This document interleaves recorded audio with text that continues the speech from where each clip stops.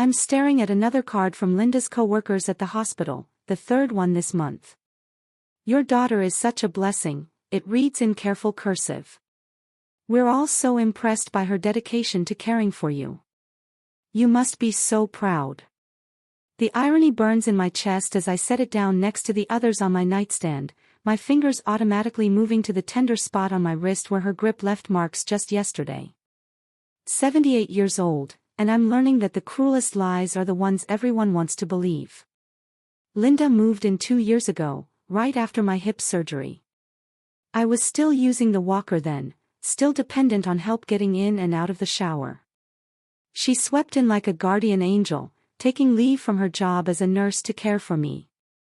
The neighbors were envious.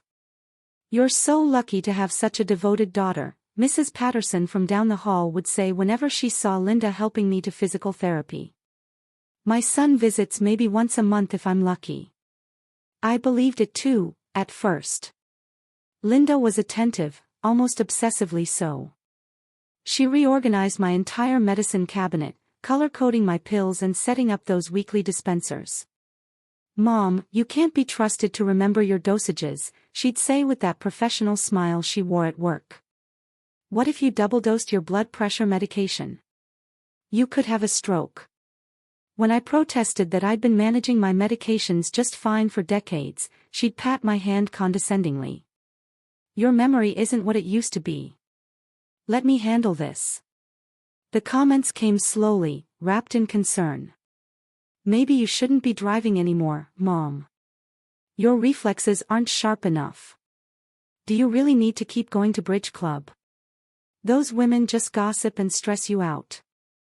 I think we should cancel your physical therapy. You're doing so well, and the co-pays are getting expensive. Each suggestion seemed reasonable in isolation, caring even. But together, they formed a web I didn't recognize until it was already wrapped around me. She took over my finances within 3 months, claiming it was too much stress for someone recovering from surgery.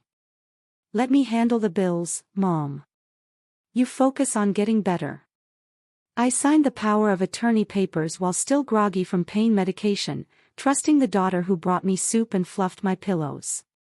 The same daughter who would later tell me I was hemorrhaging money on unnecessary expenses like my weekly hair appointment and the small donations I made to my church. The first time she raised her voice at me, I was shocked. I'd knocked over a glass of water reaching for the television remote, and her reaction was explosive. Jesus Christ, Mom. Can't you be more careful? Do you know how hard it is to get water stains out of this carpet? Her face was flushed, her hands clenched into fists. Then, as quickly as it came, the anger disappeared. I'm sorry, she said, helping me clean up the spill. I'm just tired. Taking care of you is more work than I expected. I should have trusted that first flutter of fear in my stomach. The phone calls to my sister Sarah dwindled because Linda was always nearby when I tried to make them. Mom's having a rough day, I'd hear her tell my friends when they called. She's very tired. Maybe try calling later in the week. Later in the week became next week, which became maybe next month, which became silence. My world shrunk to the boundaries of this apartment, with Linda as the sole gatekeeper. She controlled who could visit, who could call, when I could leave.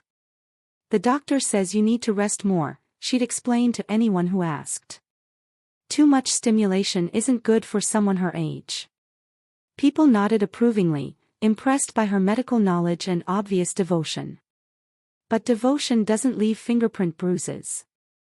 Love doesn't involve doors slamming so hard the walls shake. Care doesn't come with threats whispered in the dark about what happens to ungrateful mothers who don't appreciate their children's sacrifices. Now, as I sit surrounded by cards praising Linda's sainthood, I understand the genius of her cruelty.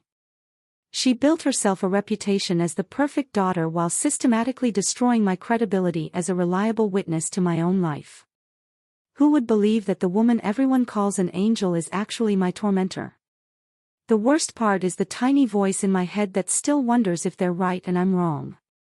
If maybe I am too demanding, too difficult, Too much trouble for someone who gave up her life to care for me. Maybe the bruises really are just accidents. Maybe the rage really is just exhaustion. But then I hear the sound that haunts my sleep, the slam of her bedroom door after she throws something at me, usually a plate or a cup, always just close enough to terrify me without leaving evidence. That sound echoes in my bones, a percussion of fear that no amount of thank you cards can drown out. The golden daughter has tarnished hands, and I'm finally ready to see them for what they are. The mask comes off the moment the last visitor leaves. Mrs. Chen from next door had stopped by with homemade soup, spending 20 minutes chatting with Linda about how wonderful it was to see such dedication between mother and daughter. Linda smiled warmly, her hand resting gently on my shoulder as she spoke about the challenges of caregiving and how rewarding it was to help me maintain my independence. She even teared up a little when Mrs. Chen complimented her sacrifice. The lock clicks behind Mrs. Chen, and Linda's face transforms. The warmth drains from her eyes like water from a broken dam. "What the hell did you tell her about your arm?" she hisses, advancing toward my chair. I instinctively pull my sleeves down over the bruises, though we both know she's already seen them. "Nothing," I whisper, and it's the truth. I told Mrs. Chen I bumped into the bathroom door, the same lie I've been telling myself for weeks. "You better not have said anything." Linda's voice is low, controlled, more frightening than shouting. "Nobody would believe you anyway. You're just a confused old woman who can't remember where she put her glasses half the time." The cruel irony is that I can't find my glasses because Linda hides them when she's angry, along with my hearing aids, my reading books, anything that might give me a moment of independence or peace.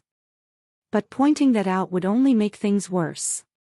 She moves to the kitchen, and I hear the clatter of dishes being moved roughly in the sink. This is how it always starts now. The performance for visitors, then the simmering rage that builds until something sets her off. Today, it's the fact that I asked Mrs. Chen to repeat something because I couldn't hear her clearly without my hearing aids. "You embarrassed me," Linda says, returning with my dinner plate. The food looks unappetizing, and I suspect it's deliberately cold, but I've learned not to complain. Sitting there like a deaf old fool, making me look like I'm not taking proper care of you. I want to tell her that taking proper care of me would involve letting me keep my hearing aids in, but the words stick in my throat. Last week, when I dared to suggest she was being too controlling, she grabbed my wrist so tightly I thought she might break it. The bruises are still purple and yellow, hidden now beneath my cardigan sleeves. "I wasn't trying to embarrass you," I say carefully, keeping my voice neutral. I've learned that any emotion in my tone, whether anger or sadness or even confusion, can be interpreted as provocation. "Weren't you?" She sets the plate down hard enough that some of the watery gravy splashes onto the table. "Then why did you keep looking at her like that? Like you were trying to tell her something?" I wasn't looking at Mrs. Chen like anything. I was simply grateful for human contact with someone who wasn't angry at me, someone who spoke to me like I was still a person worth talking to. But Linda has convinced herself that every interaction I have with other people is a threat to her carefully constructed narrative. "Eat," she commands, standing over me with her arms crossed. I take a bite of the lukewarm meatloaf, and it tastes like sawdust in my mouth. My appetite disappeared months ago, around the time Linda started serving my meals like a prison guard dispensing rations. She controls every aspect of my eating now, from what I have for breakfast to when I'm allowed a glass of water. "You're not eating enough," she says, her voice taking on that fake concern she uses when she wants to sound caring. "Maybe we need to talk to the doctor about getting you some appetite stimulants. Or maybe a feeding tube if you keep losing weight." The threat is clear. Give her any excuse to medicalize my resistance, and she'll do it. She's a nurse. She knows exactly how to make her abuse look like medical necessity. I force down another bite, then another, until the plate is clean. Linda nods approvingly and takes the dish away. For a moment, I think tonight might be different. Maybe she'll go to her room and leave me alone to watch television or try to read the large print book I've been hiding under my mattress. Instead, she returns with a ceramic mug, the one with the chip on the handle that I've always been careful with. She's holding it casually, but there's something in her posture that makes my chest tighten with dread. "You know what your problem is, Mom," she says, turning the mug over in her hands. "You think you're still in charge here. You think you can smile at the neighbors and play the sweet old lady, and somehow that's going to change the fact that you're completely dependent on me." The mug flies past my head, close enough that I feel the breeze from it, and shatters against the wall behind me. Ceramic pieces rain down onto my chair, one sharp fragment landing in my lap. "Oops," Linda says, her voice dripping with false innocence. "How clumsy of me." Then she's gone, her bedroom door slamming with such force that the remaining dishes in the kitchen cabinet rattle. The sound echoes through my bones, a promise and a threat all at once. I sit surrounded by broken pieces, afraid to move, afraid to clean up, afraid to do anything that might bring her back out. This is my life now, walking on eggshells that are already broken, trying not to bleed on the shards. The phone rings at exactly 2:30 on Thursday afternoon, the way it has every week for the past 15 years. It's my sister Sarah, calling for our weekly chat. But instead of the familiar comfort of her voice, I hear Linda's professional nurse tone answering. "Oh, hi Sarah. No, Mom's not feeling well today. She's been having some confusion spells, and the doctor said too much stimulation isn't good for her right now." There's a pause, and I can hear Sarah's voice through the receiver, though I can't make out the words from my chair across the room. I know. It's hard to watch her decline like this. But I think it's better if we limit her calls for now. Maybe next week when she's feeling stronger. I'm not confused. I'm not declining. I'm sitting right here, perfectly capable of speaking to my own sister, but Linda has positioned herself between me and the phone like a fortress wall. When I try to stand, to reach for the receiver, she holds up one finger in a sharp gesture that freezes me in place. The threat in that single raised finger is clearer than any words. "Yes, she asks about you all the time. I'll tell her you called." The lie slides out so smoothly I almost believe it myself. "Take care, Sarah." She hangs up before I can even attempt to call out. This is the third week in a row Sarah hasn't been allowed to speak with me. Before that, it was 2 weeks. Linda is stretching the gaps longer each time, conditioning my sister to expect my unavailability. "Sarah was worried about you," Linda says, settling back into her chair with a satisfied expression. "I told her you've been having some memory issues lately. Getting confused about dates, forgetting conversations. She's concerned that talking on the phone might be too taxing for you." The gaslighting is so casual, so matter-of-fact, that for a moment I question my own clarity. Am I confused? Have I been forgetting things? But then I remember hiding my reading book yesterday when I heard Linda coming, remember counting my pills when she wasn't looking to make sure she wasn't over-medicating me, remember the sharp pain of perfect awareness when that ceramic mug shattered against the wall. "I want to talk to Sarah," I say, surprising myself with the firmness in my voice. Linda's smile doesn't waver, but something cold flickers in her eyes. "Mom, we've discussed this. You get agitated when you talk to people. Remember last month when you called Sarah and then couldn't sleep for 3 days? You kept insisting I was stealing from you, getting all paranoid and worked up. I never called Sarah last month. Linda made sure of that. And I wasn't paranoid about the stealing. I'd noticed money missing from my purse, small amounts at first, then larger ones. When I confronted Linda about it, she told me I must have spent it and forgotten, then hidden my purse entirely, to keep it safe." The doorbell rings, and Linda's expression brightens with false warmth as she goes to answer it. It's Eleanor and Ruth from my old bridge club, both holding covered dishes and wearing concerned expressions. "We haven't seen Margaret in weeks," Eleanor says, peering past Linda to where I sit. "We wanted to check on her." That's so thoughtful, Linda replies, accepting the casserole dishes. Mom's been struggling lately. The hip surgery really took a toll on her, and she's been experiencing some cognitive decline. Her doctor recommended limiting social activities until she stabilizes. Ruth frowns, looking directly at me. Margaret, how are you feeling, dear? I open my mouth to answer, but Linda steps slightly sideways, blocking their view of me. She has good days and bad days. Today's been particularly difficult. She's been very tired and confused. I think it's best if she rests now. We miss her at bridge, Eleanor says. Maybe when she's feeling better. I'll let you know, Linda interrupts smoothly. But honestly, I don't think she's up for cards anymore. Her concentration isn't what it used to be, and she gets frustrated when she can't keep up. I'd hate for her to feel embarrassed. I'm not embarrassed. I can still play bridge in my sleep. But as I listen to Linda weave this fiction about my incompetence, I feel myself becoming smaller, more invisible. These women who've known me for decades are accepting this version of me without question, looking at me with pity instead of recognition. Well, Ruth says finally, please tell her we're thinking of her. Of course. She'll appreciate that, on her good days when she remembers who you are. The door closes, and Linda turns to me with that satisfied smile again. Another connection severed, another bridge burned.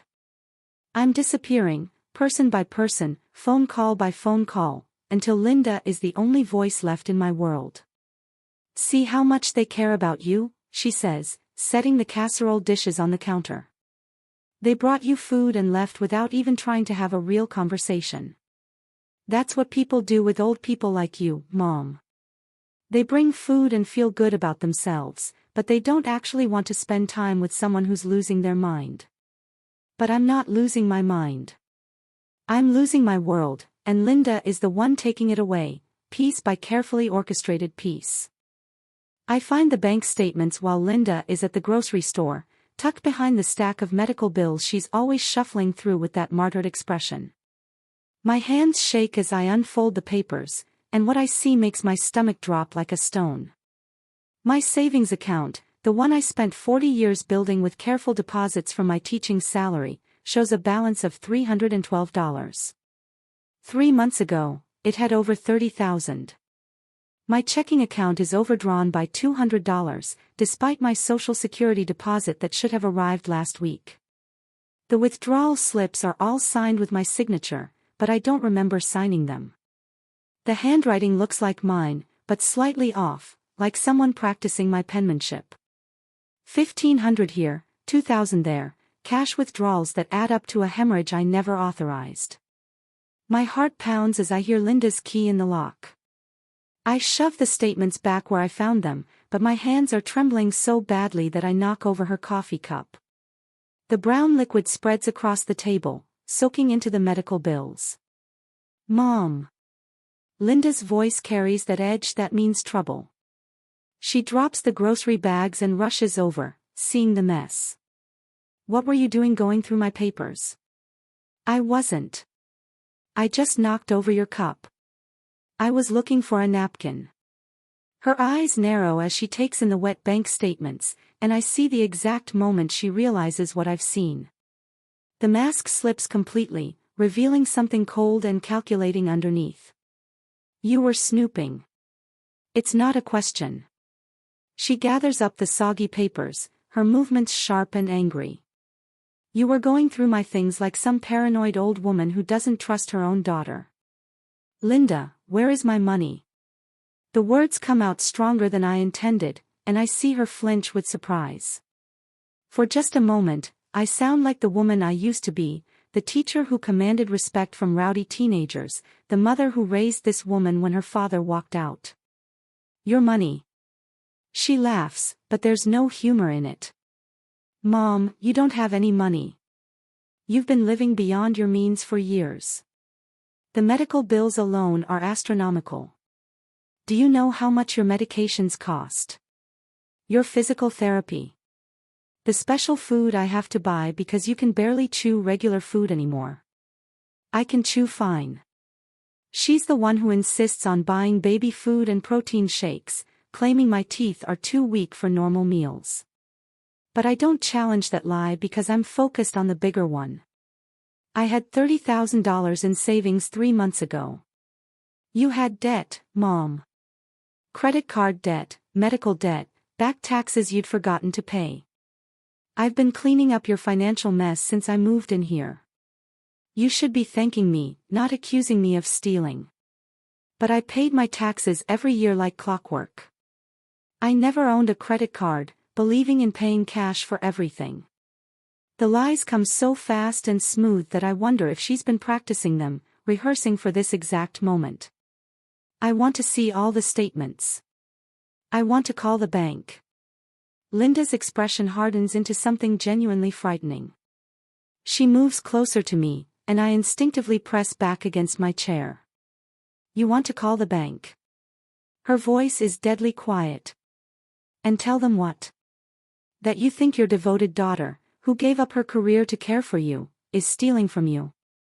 Do you know how that sounds? Do you know what they'll think about a confused old woman making accusations against the person who handles her medical care? She reaches into the grocery bag and pulls out a ceramic mug, identical to the one she threw at me last week. She turns it over in her hands, and I understand the threat immediately. Besides, she continues, her voice taking on that false concern again, even if there was money missing, which there isn't, who would believe you? You can't remember conversations we had yesterday. You forget to take your pills. Last week, you put the milk in the dishwasher instead of the refrigerator. I never put milk in the dishwasher. She did that herself, then showed it to me as proof of my deteriorating mental state. But the doubt creeps in anyway, the way it always does when she attacks my memory, my competence, my version of reality. And if you keep making these paranoid accusations, she says, setting the mug down hard on the table, maybe it's time we talked about other living arrangements. There are facilities for people with your condition. Places where they're used to dealing with difficult elderly patients who make false accusations against their families. The threat hits me like a physical blow. She's not just stealing my money, she's stealing my future, my freedom, my ability to live independently. She's created a perfect trap. I'm financially dependent on my abuser, and she's systematically destroyed my credibility so no one would believe me if I tried to expose her. I don't want to put you in a home, Mom, she says, her voice softening into fake compassion. But if you can't trust me, if you're going to keep having these episodes where you accuse me of terrible things, then maybe that's what's best for everyone. I nod numbly, understanding that I've lost this battle completely. My life savings are gone, my independence is gone, and now even questioning what's happening to me is being used as evidence of my unfitness to make my own decisions. The ceramic mug sits on the table between us like a loaded gun, and I know that if I push any harder, it will be flying at my head within seconds. The panic attack started 3 weeks after I found the bank statements. They hit without warning, usually in the middle of the night when Linda's television is too loud or when I hear her moving around in the kitchen with that deliberate heaviness that means she's angry about something. Tonight, it's the sound of her opening and closing cabinet doors repeatedly, each slam a little harder than the last. My chest tightens, my breathing becomes shallow, and suddenly I can't get enough air. The room spins as my heart hammers against my ribs like a trapped bird. I grip the edges of my mattress, trying to anchor myself to something solid, but even that feels like it's dissolving beneath my hands. I know she's looking for something to throw. It's become her ritual when she's working herself up to one of her episodes. The systematic searching through dishes, through my belongings, through anything that can be hurled and broken. The anticipation is worse than the actual violence because it stretches out like a rubber band, tighter and tighter until something snaps. My stomach hasn't been able to handle solid food for days now. Everything tastes like sawdust or makes me nauseous.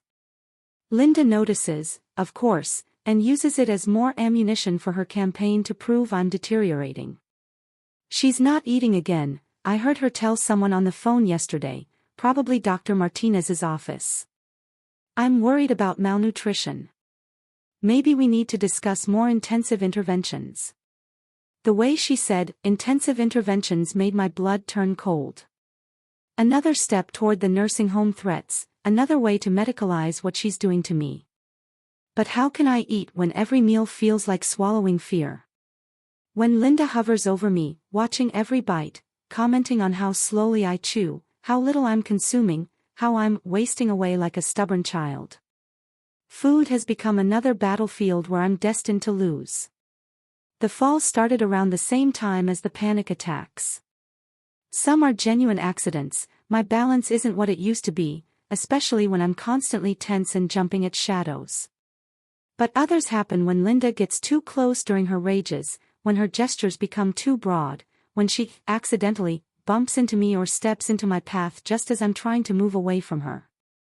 Last Tuesday, she was yelling about how I'd left a watermark on the bathroom counter, gesturing wildly with both hands as she backed me toward the wall. When I tried to step around her, she moved at the same time, and I went down hard on my hip. The same hip that was surgically repaired 2 years ago. "Mom, you need to be more careful," she said, helping me up with hands that gripped just a little too tightly. "These falls are getting dangerous. Maybe we need to get you a walker again, or discuss assisted living where there are people trained to handle seniors who are prone to accidents." Prone to accidents. As if I'm falling down on purpose, as if the bruises appearing on my arms and legs are some kind of self-inflicted rebellion against her care. I've started spending most of my time in my bedroom, the only space that feels remotely safe. But even that sanctuary has been invaded. Linda has taken to bursting in without knocking, claiming she needs to check on me, to make sure I haven't fallen, to bring me medications I don't remember asking for. "Why are you always hiding in here?" she demanded this morning, throwing open my door so hard it hit the wall. "It's not healthy for someone your age to isolate like this. You need interaction, stimulation." The doctor says depression in elderly people can mimic dementia symptoms. She's creating the very isolation she claims to be concerned about, then using it as evidence of my mental decline. It's a masterpiece of circular logic that would be impressive if it weren't destroying my life. I've taken to writing letters in my head, conversations I'll never have, truths I'll never be allowed to speak. "Dear Sarah," I would write, "Linda is not who you think she is. She threw a plate at my head yesterday and then told Mrs. Chen that I'm becoming clumsy and dropping things. Dear Dr. Martinez, the bruises aren't from falls, they're from fingers that grip too hard and hands that push too forcefully. Dear anyone who will listen, I am disappearing one day at a time, and the person who's supposed to be saving me is the one holding me underwater." But the letters remain unwritten, trapped in my mind like screams in a soundproof room. Because who would believe an old woman whose own daughter says she's losing her grip on reality? Who would take the word of someone who can't even remember to eat regularly, who falls down and panics at sudden noises, who spends her days hiding in her bedroom like a frightened child? The cabinet doors stop slamming, and I hear Linda's footsteps approaching my room. My chest tightens again, preparing for whatever comes next, because in this house where I'm supposed to be safe and cared for, the sound of approaching footsteps has become the soundtrack to my terror.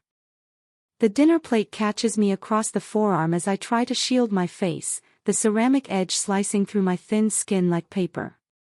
Blood wells up immediately, bright red against my pale flesh, and drips onto the kitchen floor in perfect round drops that seem too vivid for this gray existence I'm trapped in.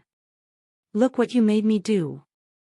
Linda screams, but she doesn't move to help me. She stands there with the broken handle still in her hand, her face flushed with rage that seems to have no bottom. "I told you to stop asking about the bank statements. I told you that topic was closed. I hadn't even mentioned the bank statements today. I'd simply asked if we could afford to buy the brand of bread I prefer instead of the generic loaf that tastes like cardboard." Such a small request, such a tiny assertion of preference, but it was apparently enough to trigger this explosion. The cut is deeper than the others, deeper than the scratches from flying forks or the welts from hurled books. This one will need stitches, and we both know it. I press my good hand against the wound, trying to stop the bleeding, but it seeps through my fingers anyway. "We're going to the emergency room," Linda says, her voice suddenly calm, professional. The transformation is instantaneous and chilling. "And you're going to tell them you fell and caught yourself on the edge of the counter. Do you understand me?" I nod because what else can I do? Fight back with what strength? Challenge her with whose credibility? I'm 78 years old, barely 90 pounds now, living entirely on her financial support in an apartment I can no longer afford. I am completely, utterly powerless. At the hospital, I recite the lie like a well-rehearsed script. "I fell in the kitchen and caught myself on the counter edge," I tell the young resident who examines my arm. Dr. Patterson, according to his name tag, looks like he could be my grandson. He has kind eyes that remind me of Sarah's boy before he grew up and moved across the country. "That's a pretty deep cut for a fall injury," he says gently, cleaning the wound. "Are you sure that's how it happened?" I feel Linda's presence behind me like a thundercloud about to burst. "Yes," I whisper, not trusting my voice to speak louder. "I'm very clumsy these days." Linda steps forward, her hand settling on my shoulder in what must look like a comforting gesture. Her fingers press down just hard enough to remind me of their strength. "Mom's been having more falls lately," she tells Dr. Patterson with that concerned caregiver voice she's perfected. "We've been discussing safety modifications for the apartment. Maybe grab bars, non-slip mats. The aging process is so difficult to watch." Dr. Patterson nods sympathetically as he begins stitching my arm. 7 neat sutures that will leave a permanent scar, a reminder of this moment when I chose survival over truth. I watch him work and wonder what would happen if I simply opened my mouth and told him everything. Would he believe me? Would anyone? But Linda's fingers tighten on my shoulder, and I lose my nerve completely. On the drive home, the silence is worse than her screaming. I sit with my bandaged arm cradled against my chest, staring out the window at a world that feels impossibly distant. Other people are living normal lives, walking their dogs, coming home from work, making dinner without fear of flying dishes. I used to be one of those people. Now I feel like I'm watching life through thick glass, unable to touch or be touched by anything real. That night, alone in my bedroom, I stare at the bottle of blood pressure medication on my nightstand. 30 pills, maybe 40. I don't know if that would be enough, but the thought comforts me in a way nothing else has in months. A quiet exit, a peaceful sleep, an end to the constant fear that has become my only reliable companion. I pick up the bottle and turn it over in my hands, feeling the pills rattle inside like dice in a cup.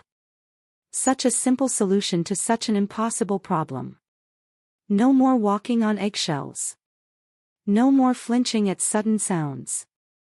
No more pretending that the person who's supposed to love me most isn't slowly killing me with her cruelty. The worst part is how reasonable it seems. Not dramatic or impulsive, just practical. A logical conclusion to a situation that has no other exit. Linda would probably be relieved. She could play the grieving daughter, collect whatever inheritance is left after she's finished draining my accounts, and move on to her next victim. I unscrew the cap and pour the pills into my palm. They're small and white, innocent looking for something with such power. 43 pills total. Enough, probably. More than enough.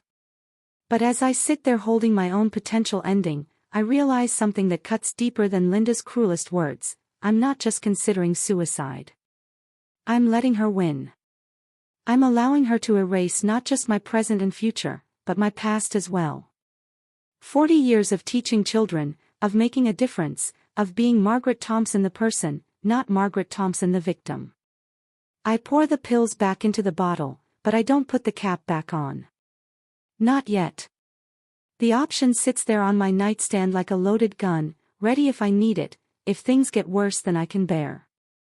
Because even in my darkest moment, some small part of me isn't ready to let Linda's story be the final chapter of my life. Mrs. Chen appears on the balcony next door while I'm trying to water the single surviving geranium that Linda hasn't thrown away yet. My hands shake as I hold the small watering can, and most of the water misses the pot entirely, but it's the first time I've been outside in 3 weeks. Linda is at the pharmacy, picking up what she calls my confusion medication, pills I don't remember any doctor prescribing, but which make me feel foggy and disconnected from my own thoughts. Margaret. Mrs. Chen's voice carries concern that sounds genuine, not the performative worry I've grown used to from Linda's colleagues. Are you feeling all right, dear? You look so thin. I want to tell her I'm fine, to give her the script Linda has drilled into me about having good days and bad days, about recovering slowly from my hip surgery. But when I look at her kind face, the same face that used to light up when I brought her homemade cookies every Christmas, something breaks inside me. I'm scared, I whisper, the words escaping before I can stop them.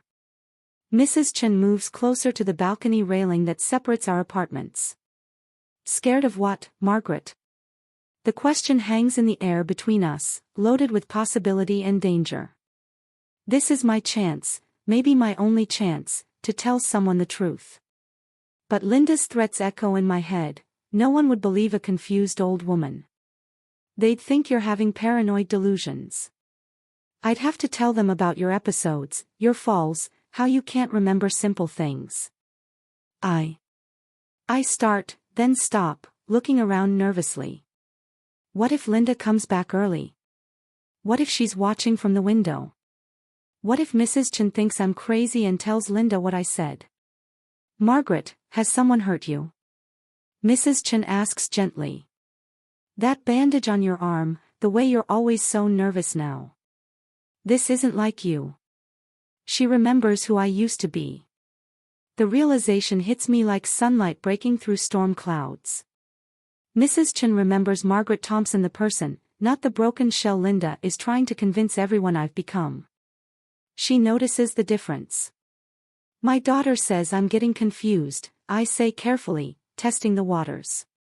She says I forget things, that I'm not reliable anymore. What do you think?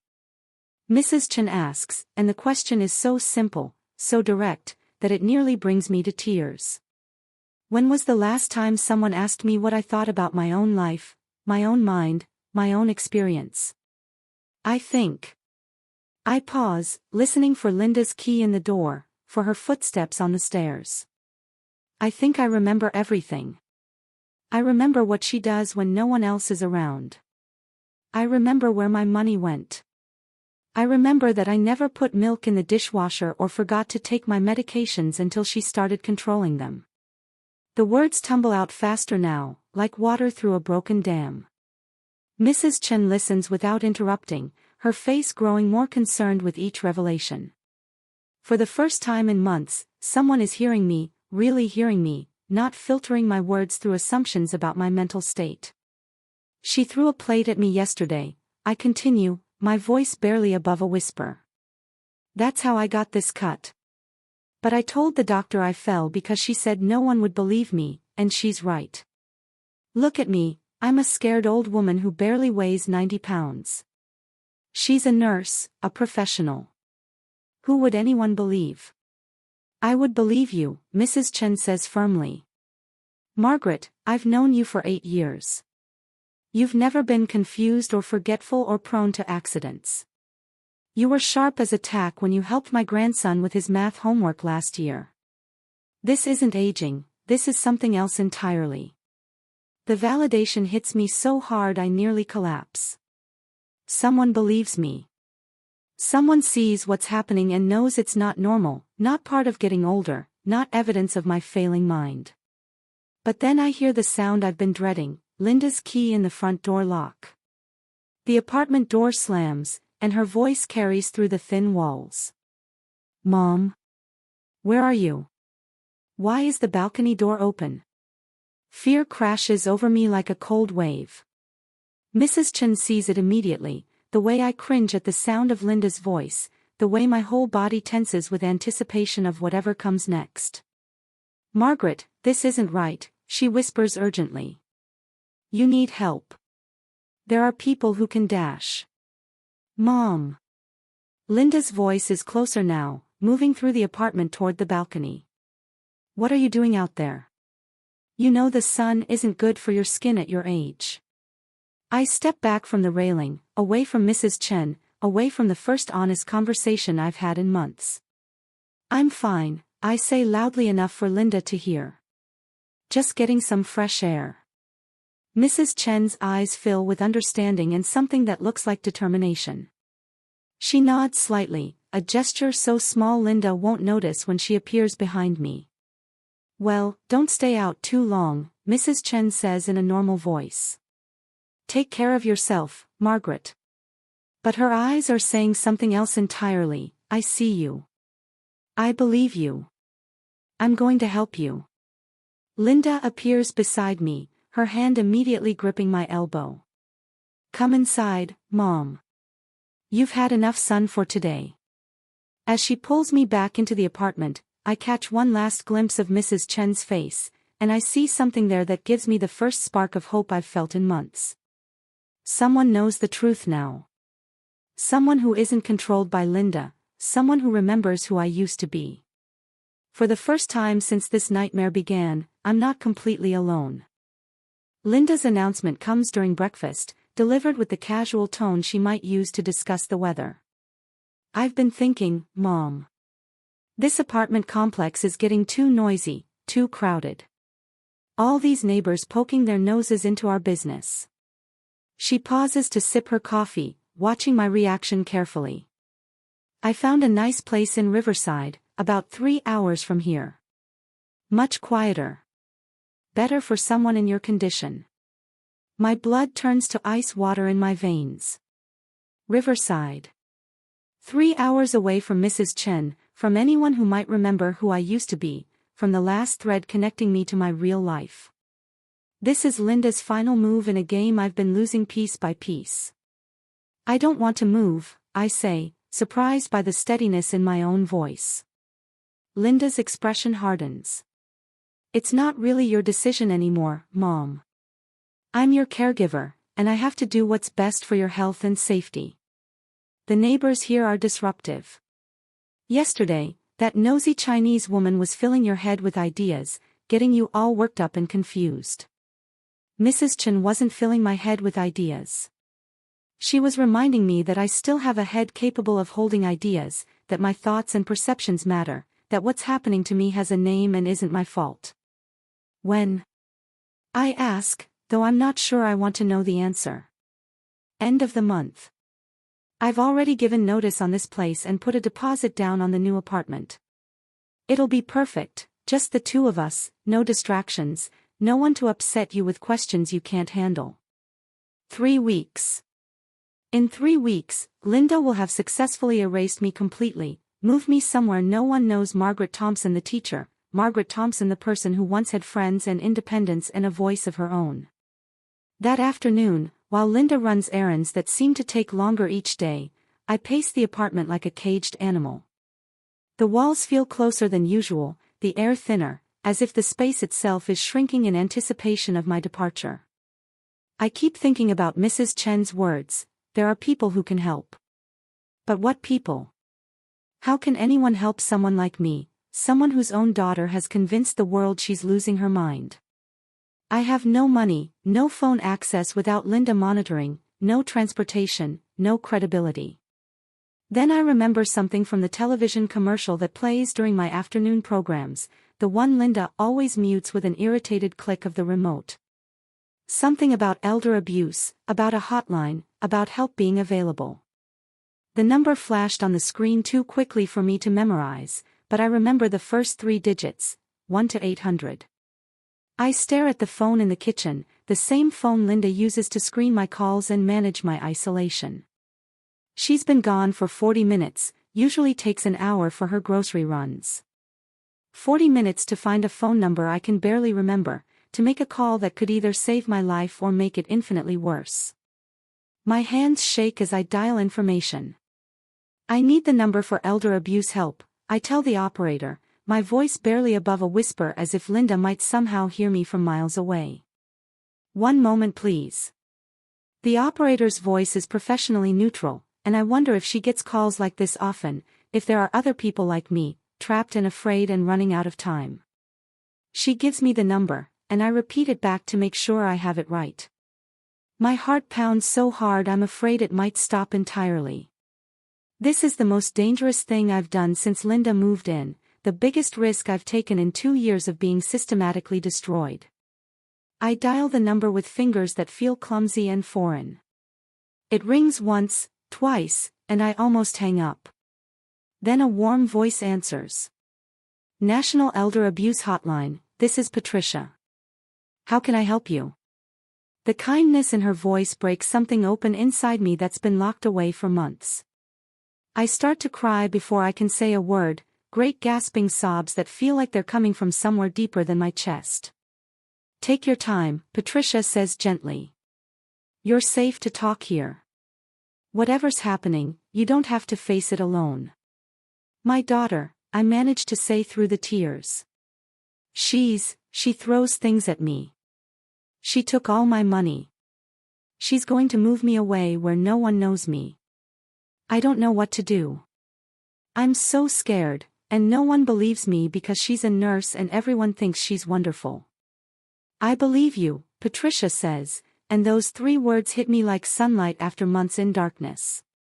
What you're describing is elder abuse, and it's not your fault. You're not alone, and there are people who can help you. Can you tell me your name? Margaret, I whisper, and for the first time in 2 years, saying my own name feels like an act of rebellion. Hello, Margaret. You were very brave to call today.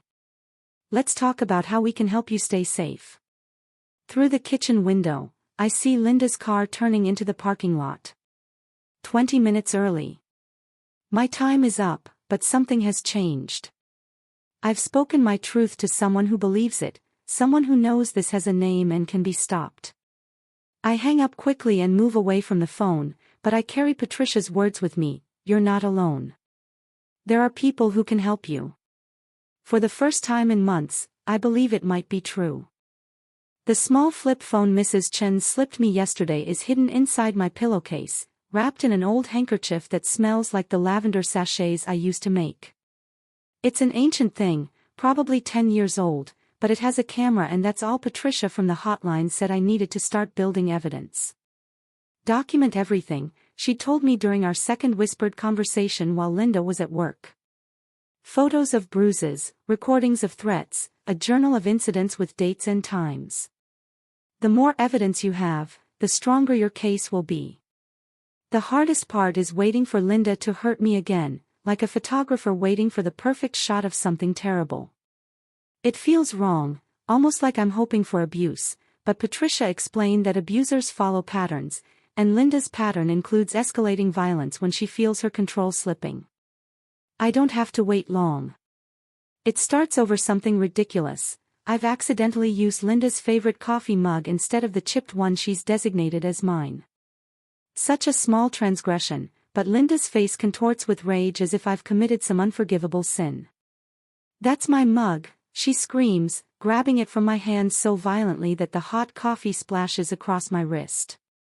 How many times do I have to tell you? You have your own things, I have mine. Can't you remember anything? I'm sorry, I say automatically, but my hand is already moving toward the phone hidden in my sweater pocket. Patricia taught me how to activate the voice recorder without looking at the screen. Sorry doesn't fix anything. Linda throws the mug into the sink where it shatters against the faucet. You do this on purpose, don't you? You can't stand that I'm in charge now, so you do these little things to get under my skin. I'm not doing anything on purpose except trying to survive each day, but Linda has convinced herself that my every action is a calculated attempt to undermine her authority. The recording is running now, capturing her words, her tone, the sound of breaking ceramic. Maybe I should just put you in that nursing home right now, she continues, her voice taking on that cold, calculated quality that terrifies me more than her screaming. Tell them you've become aggressive, that you're destroying property and becoming a danger to yourself and others. My heart pounds as I realize she's threatening to have me institutionalized on false charges. This is exactly the kind of threat Patricia said I needed to document. Please don't, I whisper, playing my part in this horrible theater while the phone records every word. Then stop acting like a spoiled brat who thinks she can do whatever she wants. Linda's voice rises again, and I hear footsteps in the hallway outside our apartment. She hears them too and immediately lowers her voice, but the malice is still there. One more incident like this, and I'll have you declared incompetent. You'll spend the rest of your life in a locked ward, and no one will believe a word you say. Later, after Linda storms off to her room, I call my sister Sarah for the first time in 3 months. Linda thinks I'm napping, and I've learned to speak so quietly it's barely breathing. Margaret? Sarah's voice is shocked, concerned. Oh my God, I've been so worried. Linda said you weren't well enough for phone calls. How are you? Sarah, I need to tell you something, and you have to believe me. The words come out in a rush, 2 years of suppressed truth finally finding an outlet. Linda is hurting me. She's been stealing my money, threatening me, throwing things at me. She's not the person you think she is. The silence stretches so long I wonder if the call dropped. Then Sarah's voice comes back, shaky with emotion. Margaret, are you safe right now? Can you talk freely? For a few minutes. She thinks I'm sleeping. I tell Sarah everything, about the missing money, the isolation, the physical abuse, the threats to institutionalize me. I tell her about the elder abuse hotline, about Patricia, about the evidence I'm gathering. I'm coming there, Sarah says immediately. I'm getting in my car right now and driving up. No, you can't. If she knows you're involved, she'll move me away immediately. We have to be smart about this. The words feel strange coming from me, this strategic thinking I haven't used in so long. But speaking to Patricia, having someone believe me and treat me like a competent adult, has awakened parts of my mind that Linda tried to bury. What do you need me to do? Sarah asks, and I can hear her moving around, the sound of keys jingling. I need you to contact Adult Protective Services. I need you to be my outside advocate when I'm ready to make this official. And I need you to not let on that you know anything until we have enough evidence to make this stick. We spend 20 minutes planning, strategizing, preparing for a fight I should have started months ago. When I hang up, I feel something I haven't felt in 2 years, hope backed by action, fear tempered by determination. I slip the phone back into my pillowcase and lie down on my bed, but I'm not resting. I'm calculating. How many more recordings do I need? How many more photos? How much evidence before I can finally tell Linda what I think of her and her threats? The bruise on my wrist where the coffee burned me is already darkening. I'll photograph it tomorrow when Linda goes to work. Another piece of proof that Margaret Thompson is not crazy, not confused, not imagining the nightmare she's been living. I am building my case, one recorded threat and photographed bruise at a time, and soon Linda's perfect facade is going to crumble under the weight of documented truth. The next few days unfold like a slow march towards something I can't yet name, but feel pulsing beneath the surface of every interaction with Linda. I've grown hyper-aware of the rhythms in the apartment, the creak of the hallway floorboards, the click of the cupboard doors, the sharp shuffle of her slippers when she's angry and trying not to show it. Each sound has a meaning now, a warning or a countdown. The flip phone stays wrapped in its handkerchief inside my pillowcase, only coming out when Linda is at work or sleeping heavily, her wine glass half full beside the armchair. I've become a student of silence, of strategy. Patricia told me this part would be hard. That knowing justice might come doesn't make the waiting easier.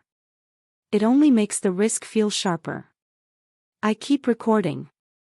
Every insult, every threat, every moment of fake concern curdling into real control. I document the bruises, the yellowing one on my thigh from where she shoved me against the corner of the dining table, the deep purple mark on my upper arm shaped like fingers, the fresh burn on my wrist from that coffee spill she never apologized for. I timestamp everything in my notebook and take photos with trembling hands, praying each image is clear enough. Mrs. Chen checks on me through whispers at the balcony when she can. She doesn't push, but her eyes ask questions I don't yet have answers to. Sarah and I speak in short, coded calls when Linda's schedule allows. It feels like we're planning a prison break, and in a way, we are. And then, everything changes. Linda finds the phone. It happens on a Tuesday. I was careless. I'd tucked it beneath my pillow and forgotten to slide it back into the deeper crease of the mattress before going to the kitchen. I was slicing a soft banana with the dullest knife in the drawer when I heard her shout from my bedroom. My blood turned to ice. "What the hell is this?" she screams, and I know before I turn that she's holding the phone. She storms into the kitchen, her face twisted in a way I haven't seen before, not just angry, but panicked. Her usual veneer of control has cracked, and something wild flickers behind her eyes. "Were you recording me?" she demands, brandishing the phone like it's a weapon. "You little snake. After everything I've done for you." I don't answer. I can't. My mouth has gone dry, my hands frozen on the edge of the counter. She unlocks the phone, how, I don't know, but the voicemail app opens with a beep, and I hear my own voice whispering through the speaker. She says she'll put me in a home if I speak to anyone. Her eyes widen. She scrolls and hits play again. Another file. Her voice this time, unmistakable. "No one will believe you. You're a senile old woman with a persecution complex." Her face twists into something venomous. "You were going to ruin me," she says, quieter now. "You were going to take everything I've built and turn it into a sob story for the government to come and lock me up. You think you can win." Before I can answer, she lunges. Not at me, but at the phone. It crashes to the tile floor and shatters, plastic shards skittering under the refrigerator. I cry out, not because of the phone, but because I know how much that evidence meant. Months of risk. Gone in an instant. "You think your little crusade matters now?" Linda hisses. "It's gone. There's no proof. No one's going to save you. You're nothing, Mom. You're weak and pathetic and stupid enough to think anyone gives a damn about an old woman losing her mind." My ears are ringing.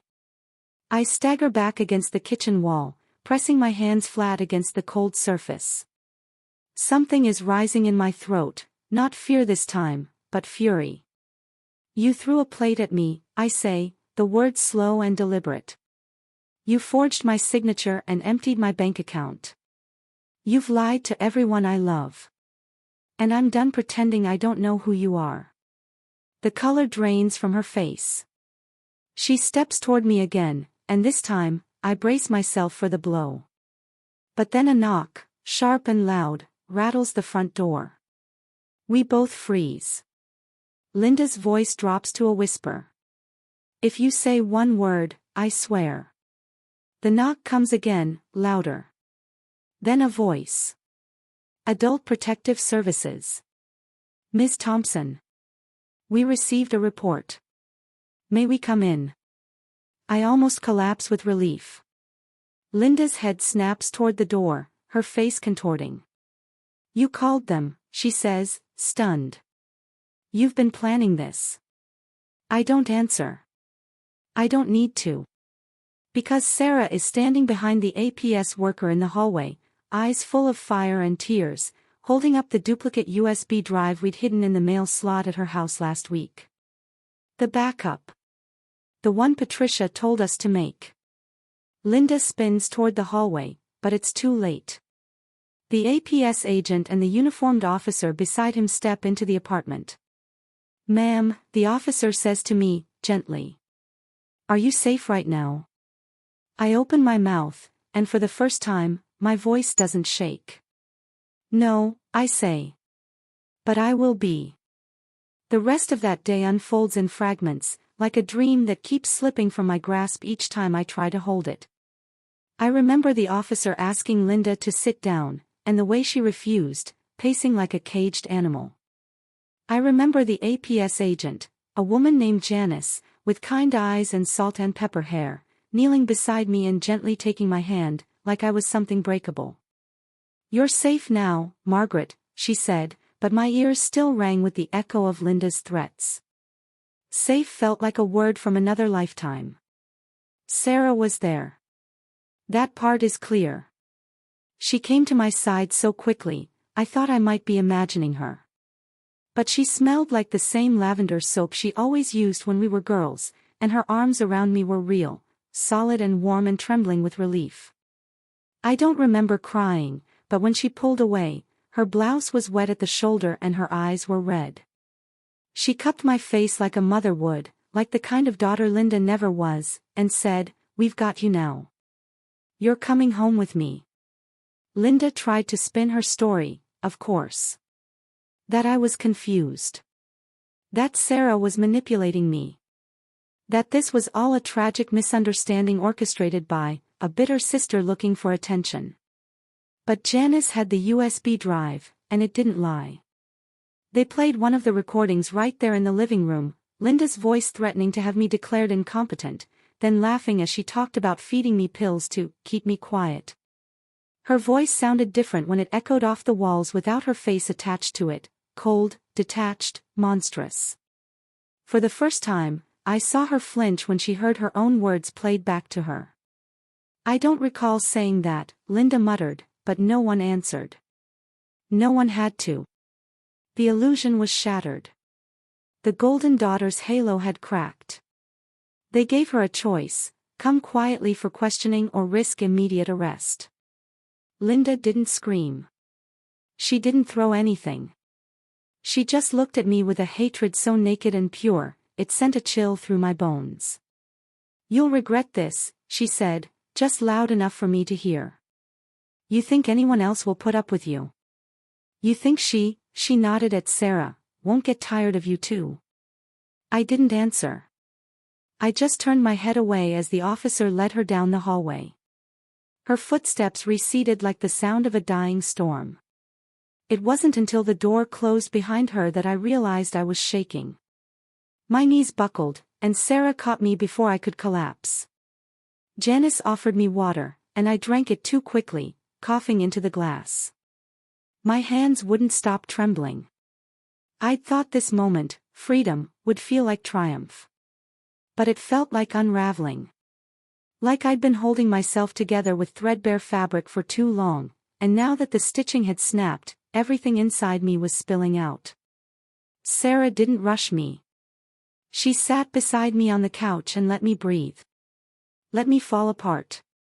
When I finally looked at her, all I could say was, "I didn't think anyone would believe me." "I'm so sorry it took me this long to see it," she whispered. "But I believe you. And I'm here now." The apartment was no longer mine. Every corner felt contaminated, by fear, by shame, by memories I wanted to scrape off the walls.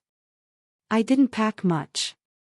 Just a small suitcase with my nightgown, my address book, my Bible, and the photo of me and Sarah from when we were children, dressed as matching angels in a Christmas pageant. I left the rest. Let Linda sort through what remained. Let her explain the bruises on the walls and the coffee-stained bank statements shoved behind the bills.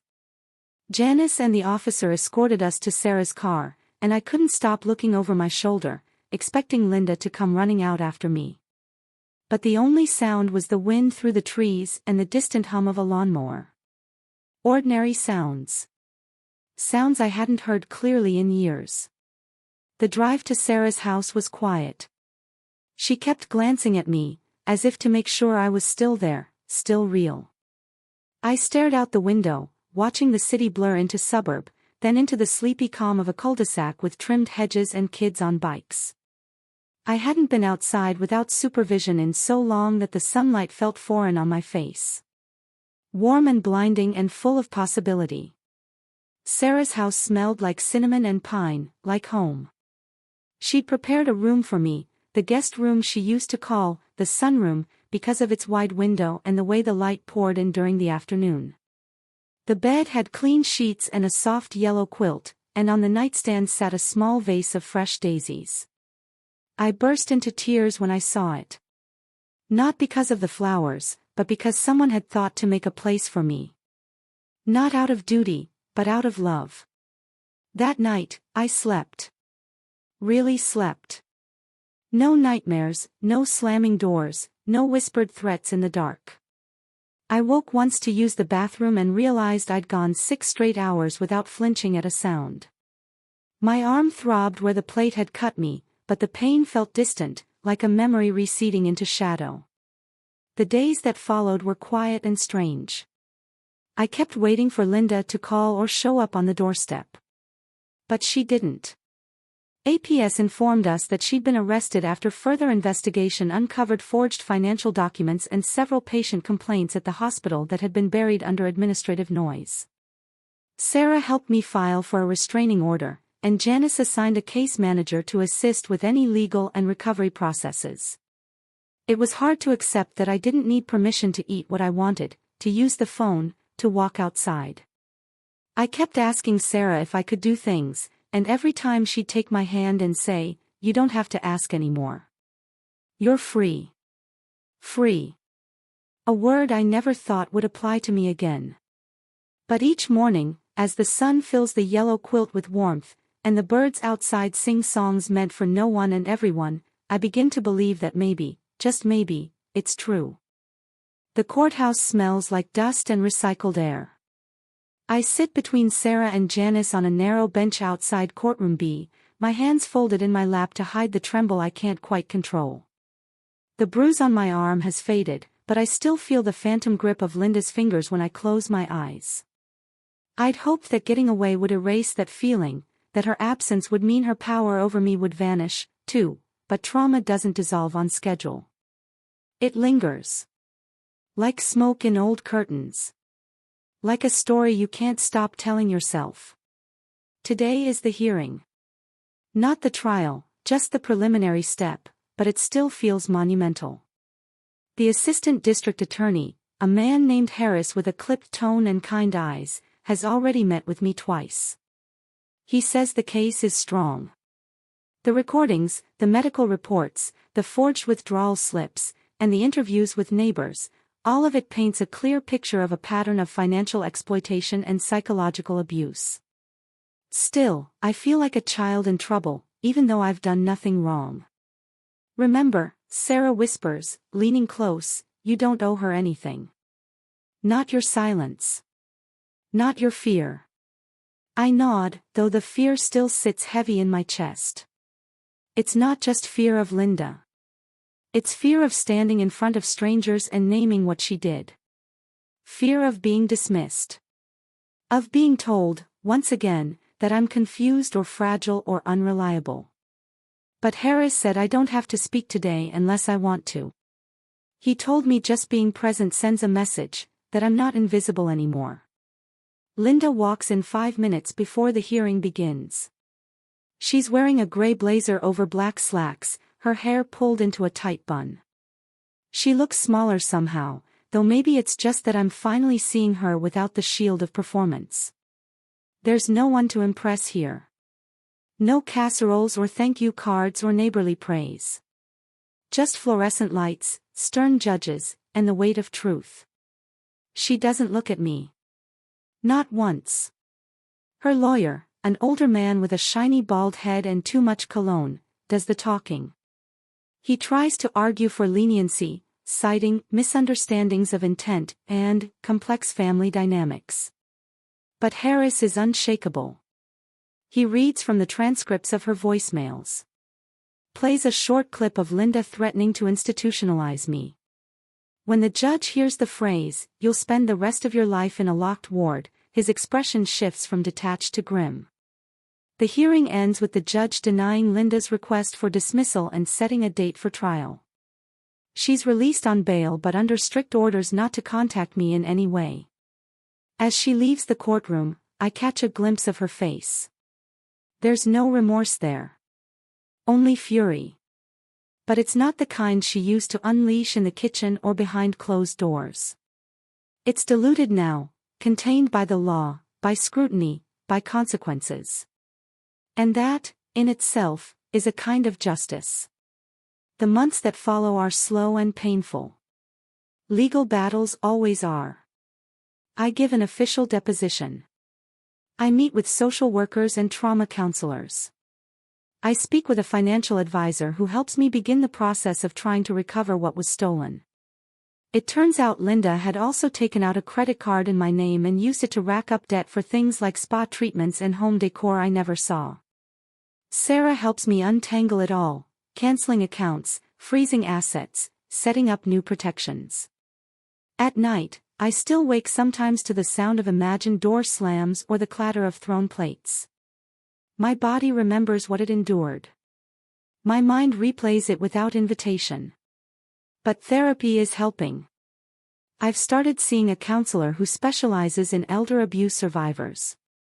Her name is Claire, and she listens without flinching when I describe the smallest humiliations, having my reading glasses hidden, being force-fed baby food, told I was too stupid to balance a checkbook. She doesn't minimize anything. She treats every detail as evidence of my resilience. That word still feels strange on my tongue, resilient. Like it belongs to someone else. The trial comes 5 months after the hearing. I'm given the choice not to attend, but I go anyway. Not because I want revenge. Not even for closure, really. But because I need to witness it, to see the story told by someone other than Linda. To hear it framed as it truly was, a crime. A violation. A betrayal that was never my fault. I don't testify in front of the jury, but my statement is read aloud by Harris. I wrote it slowly, over the course of a week, revising and rewriting until it said exactly what I needed it to. I described the loneliness, the fear, the erasure. I described how abuse doesn't always look like bruises or broken bones, how sometimes it wears a smile and carries a stethoscope and says, "I'm only doing this because I care." Linda's defense tries to paint her as overburdened, misunderstood. They imply I may have exaggerated. That I resented losing my independence. But the jury doesn't buy it. The evidence is too clear, too damning. The verdict comes in after only a few hours of deliberation, guilty on all counts, elder abuse, financial exploitation, and criminal threats. The judge sentences her to 3 years in prison, with mandatory psychological evaluation and restitution payments once released. I don't smile when the sentence is read. I don't cry either. I just sit there quietly, feeling the slow release of a pressure I've carried for too long. It's not joy. It's not even relief. It's something quieter, older, something like dignity returning to its rightful place. Outside the courthouse, reporters ask if I'd like to make a statement. I decline. This story has never been about spectacle. It's about survival. About truth. About the thousands of other men and women like me whose stories don't make it this far. That night, Sarah makes us tea and we sit on the back porch watching the wind move through the trees. The sky is the soft lavender of early spring. I look at her and say, she didn't win. Sarah nods, and neither of us speaks for a while. We don't need to. The silence feels different now, not like erasure, but like space. Like possibility. 2 years have passed since the verdict, though some days it still feels like I'm waking up from a long, awful dream. Other days, it feels like my old life, those years under Linda's control, never really ended, just folded itself into who I am now. Trauma is like that. It doesn't pack its bags and leave once the abuser is gone. It lingers, shapeless and stubborn, showing up in the way I still flinch at loud voices or triple-check the lock on the front door at night. But healing has its own quiet persistence. It grows like moss in the cracks, soft, slow, and almost invisible until one day you realize you're breathing easier. I live in a senior living community now. It's not what I imagined for myself, but then again, I never imagined most of what happened. The place is clean and cheerful, with wide windows and flower beds that bloom even in winter. My apartment is modest, just a bedroom, a sitting room, and a tiny kitchen, but it's mine. No one monitors my calls. No one takes away my glasses or hides my books. My toothbrush is always where I left it. I can close the door and know it will stay closed unless I choose to open it. That kind of peace still feels luxurious. I've made friends here. Real ones. There's Mr. Kowalski down the hall who bakes muffins every Sunday and insists on leaving one at my door. There's Rosa, a retired librarian who plays a wicked game of canasta and never lets anyone win out of pity. And there's Lydia, whose daughter tried to control her money after her husband died. We talk sometimes, quietly and without judgment, about what it means to be invisible in your own home. There's a comfort in being understood without having to explain everything. On Thursdays, I volunteer with the county's elder advocacy group. We speak to caregivers, nurses, home health aides, teaching them how to recognize the signs of coercion, financial abuse, and psychological manipulation. I'm not a polished speaker, but I don't need to be. I just tell the truth. I stand in front of these rooms and say, I was a schoolteacher for 40 years. I raised 2 daughters. I paid my taxes and made my own decisions. And still, I was made to feel like I had no voice.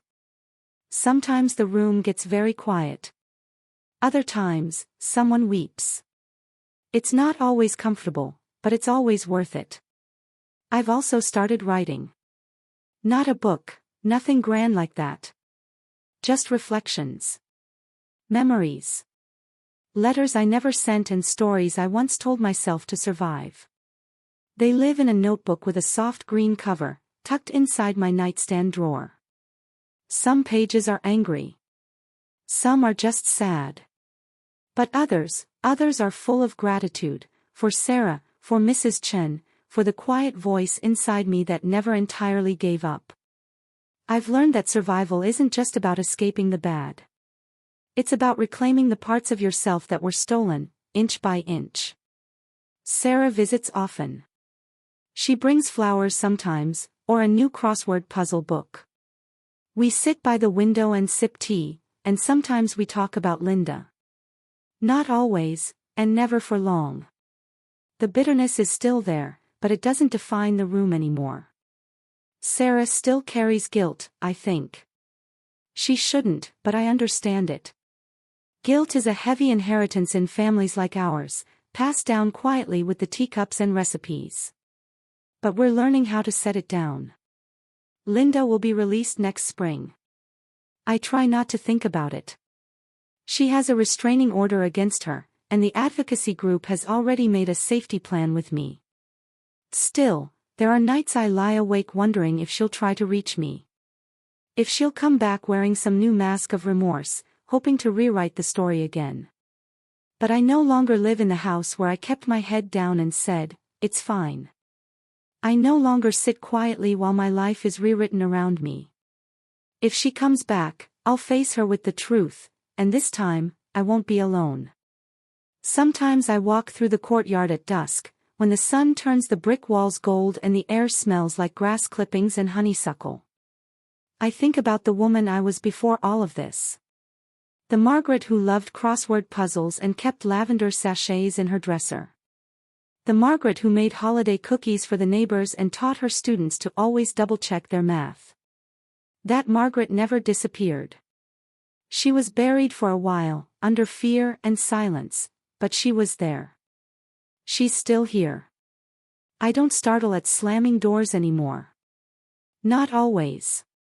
The sound still stiffens my spine, but it doesn't unravel me the way it used to. Now, when I hear a loud noise, I take a breath. I ground myself. I remind myself, I am safe. I am seen. I am home. This morning, a new resident arrived across the hall, a woman named June, small and soft-spoken, with the same wary look I used to wear like armor. I introduced myself gently, offered to show her the laundry room, brought over some lemon cookies I'd made the night before. She smiled politely, but her eyes lingered on the bandage on my wrist, a clumsy nick from pruning shears, and I saw something flicker in her expression. Recognition. Caution. Hope. I don't know her story yet, but I'll make space for it when she's ready. I always do. Because the truth is, I survived something that was meant to silence me. And now, with whatever time I have left, I want to be the voice that helps someone else speak.